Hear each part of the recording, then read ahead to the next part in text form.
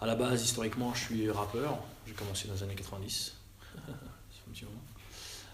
J'ai fait beaucoup de slam et depuis une quinzaine d'années, je fais du théâtre et j'ai ma compagnie de théâtre. Et j'écris, je mets en scène et je joue.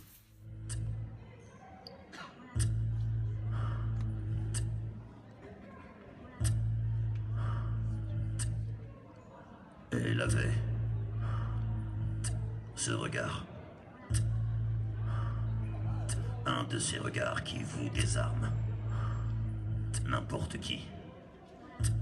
En n'importe quelle circonstance.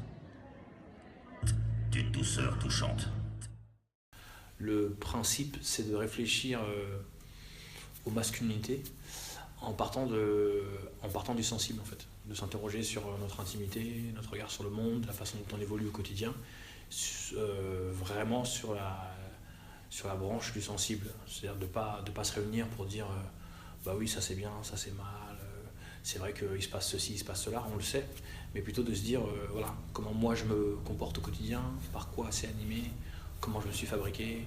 Et l'une des règles de base, c'est de dire on vient là pour échanger sur ses expériences personnelles. Moi j'ai l'impression qu'il y avait un manque, un vide autour de vis-à-vis d'une certaine approche de ces questions-là.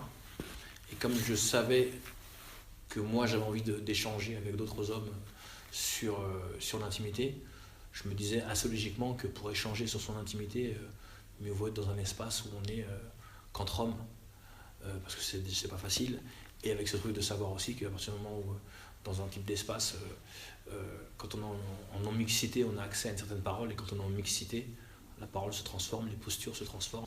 En s'inspirant aussi des mouvements féministes eux, ces mouvements-là, ont eu besoin de la non-mixité pour avancer.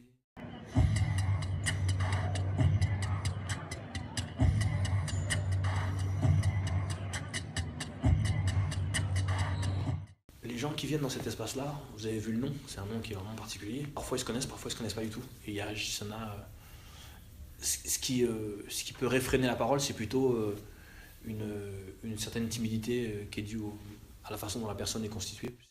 Mais les gens, même si ça met une, deux ou trois séances à se déclencher, ils parlent assez facilement quand ils viennent là. Surtout ici, parce qu'ils sont plus jeunes, ils sont plus souples, je trouve, ils sont plus fluides, et donc ça bouge assez rapidement. Et ils ne sont pas du tout timides, quoi. Ils viennent parce qu'ils s'y intéressent. Je pense qu'il y a un phénomène de société qui fait que les lignes bougent. Et le mouvement MeToo, Balance ton port, participe à dire qu'il faut ouvrir des espaces de parole pour les femmes en premier et pour les hommes aussi.